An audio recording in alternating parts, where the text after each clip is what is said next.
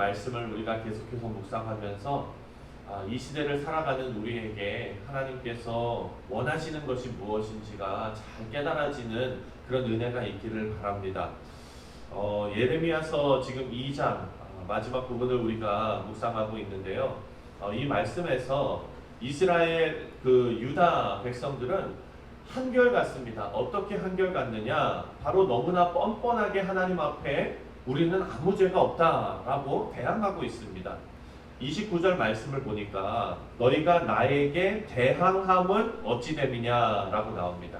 근데 이 대항하다라는 이 단어는요, 사실 히브리 원어로 보면은 법정 용어입니다. 법원에서 재판을 할 때 사용하는 용어가 바로 대항하다라는 단어의 의미를 가진 이 단어입니다.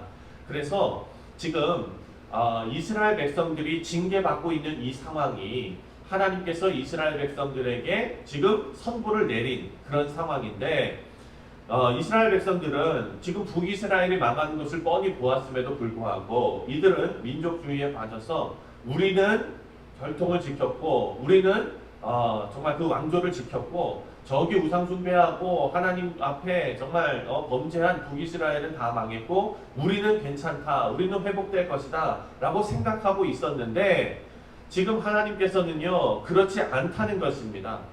너희가 나에게 대항함이 어찌 됨이냐, 어떻게 나에게 항소하느냐, 항고하느냐, 이런 것이죠. 여러분 재판을 보면은 한번 재판이 이제 그 판결이 내려지면은 다시 한번 항고할 수 있지 않습니까? 고등법원으로, 대법원으로. 그런데 지금 여기에서 하나님께서 어찌 너희가 너희의 잘못을 생각하지 않고 이것을 다시 항소하느냐라는 말씀입니다.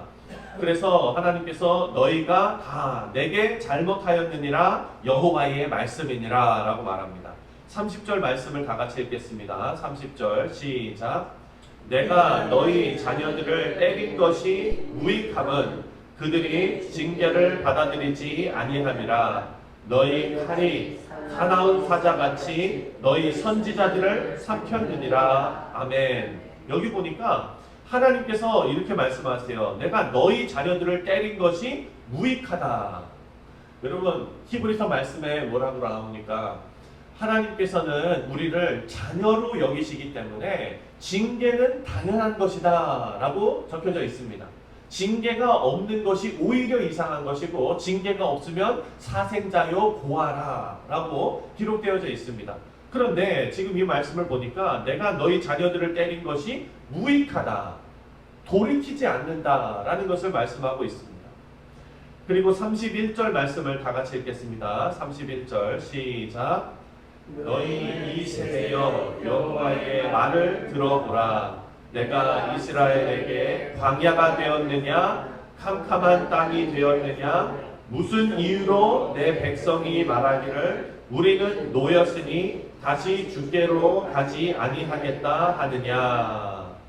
여기 보니까 하나님께서 이렇게 반문하시는 거예요.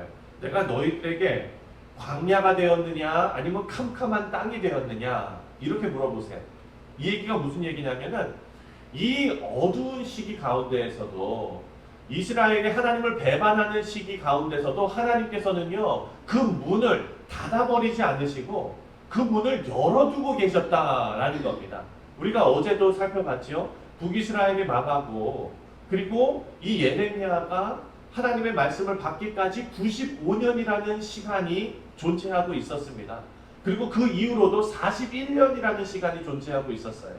하나님께서는 이 문을 열어놓고 계셨다라는 것입니다. 나는 너희에게 광야가 된 적이 없다. 나는 너희에게 캄캄한 땅이 된 적이 없다. 그런데 무슨 이유로 너희들이 나에게 풀려났다, 놓였다라고 이야기하느냐라는 것이죠. 어제 우리가 살펴본 것처럼 하나님께서는 저와 여러분을 하나님의 사랑의 줄로 묶으셨는데, 그 묶임 받은 것을 우리가 안전하고 하나님께서 우리를 사랑하시는 것으로 느끼지 않고 결박과 속박으로 여기고 있다면 지금 유다와 같은 마음을 가지고 있는 것입니다. 자, 32절을 또 읽겠습니다. 시작. 처녀가 어찌 그의 폐물을 잊겠느냐, 신부가 어찌 그의 예복을 잊겠느냐.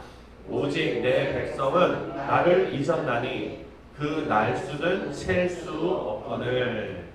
처녀가 그 폐물을 입겠느냐? 저는 이거는 잘 모릅니다. 네, 보석이나 막 이런 거를 애지중지 귀한 보석함에다가 넣어놓고 어디 갈 때 귀걸이하고 막 이런 분들은 자기가 뭐 갖고 있는지 다 알고 있는 그런 의미겠죠. 그리고 두 번째, 신부가 어찌 그의 예복을 입겠느냐?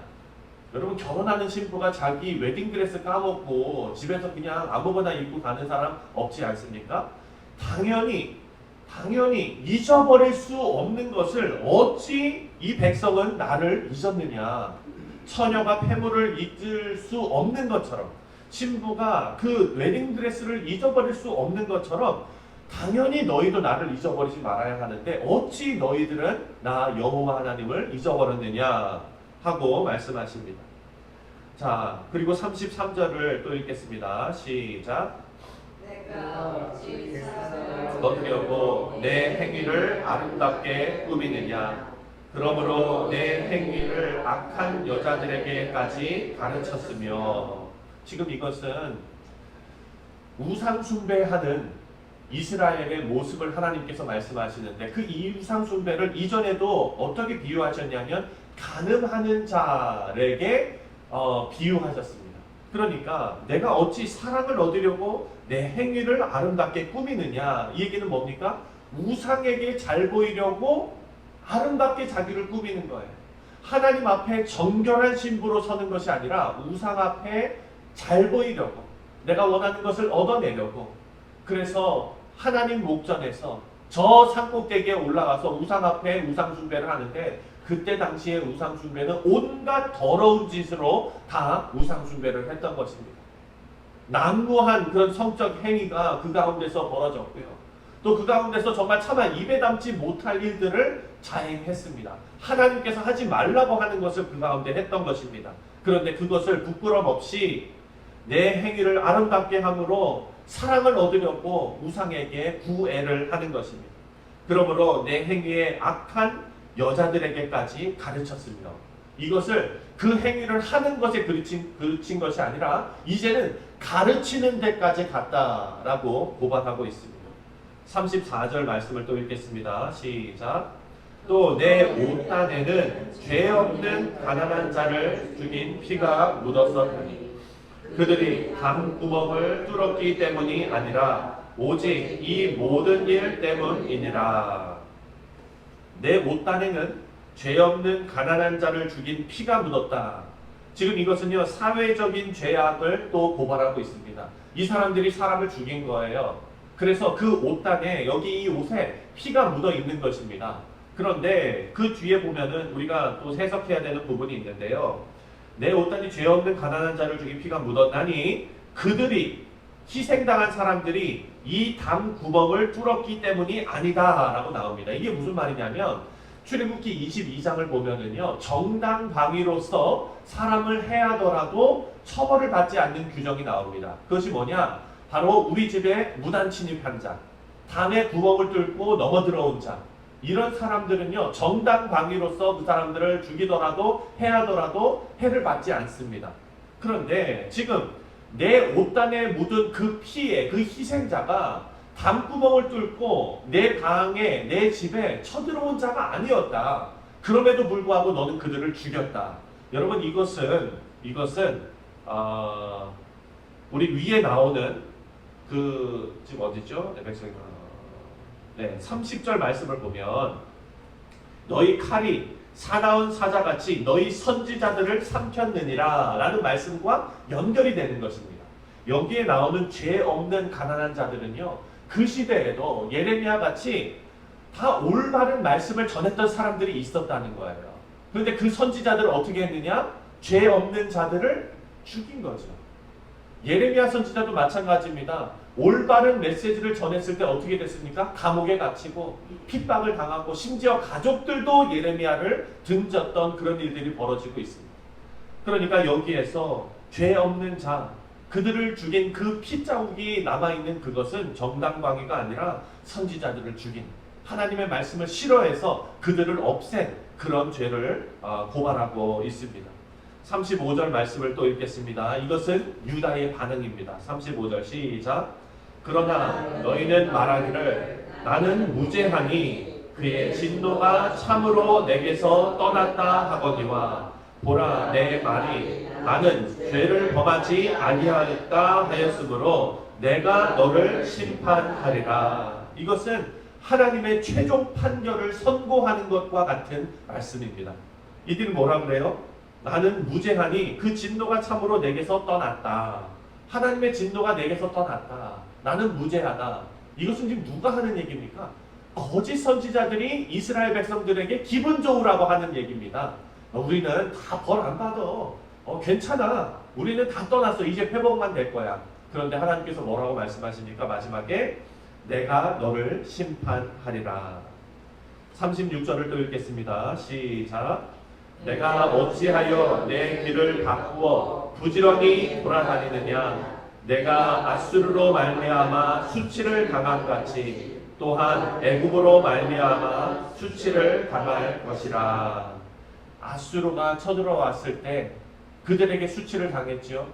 그런데 이제 바벨론이 쳐들어오는 그 앞을 놔두고 아무리 애굽에게 가서 도움을 청해봤자 너희가 똑같이 수치를 당할 것이다 라는 말씀입니다. 그리고 37절에 내가 두 손을 내 머리를 싸고 거기서도 나가리니 이는 내가 의지하는 자들을 나 여호와가 버렸으므로 내가 그들로 말미암아 형통하지 못할 것이라. 이제 하나님께서 이스라엘에게 남겨놓은 것은 심판밖에 없다라는 것입니다. 우리 사랑하는 성도님들, 우리 인생에서도요, 우리가 수치를 당하지 않을 수 있는 유일한 방법은 하나님을 주인으로 삼고 예수 그리스도의 의의를 덧입고 살아가는 방법밖에 없습니다.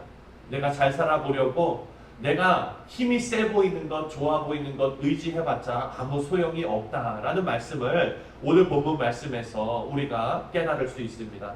우리 사랑하는 성도님들, 하나님만 믿고 살 수 없다라고 생각하는 어리석은 저 세상의 풍조를 따라가는 것이 아니라 하나님 뜻을 분명히 붙잡고 살아가시는 우리 모두가 되기를 바랍니다. 이스라엘 백성들의 모습을 우리가 반면교사로 삼고 우리에게 다시 한번 가르쳐 주시는 하나님의 말씀으로 삼고 모든 죄악을 버릴 수 있도록 하나님 앞에, 성령 하나님 앞에 우리의 인생을 맡기시고 성령의 다스림을 받으시는 우리 모두가 되시기를 주님의 이름으로 축원드립니다. 기도하겠습니다.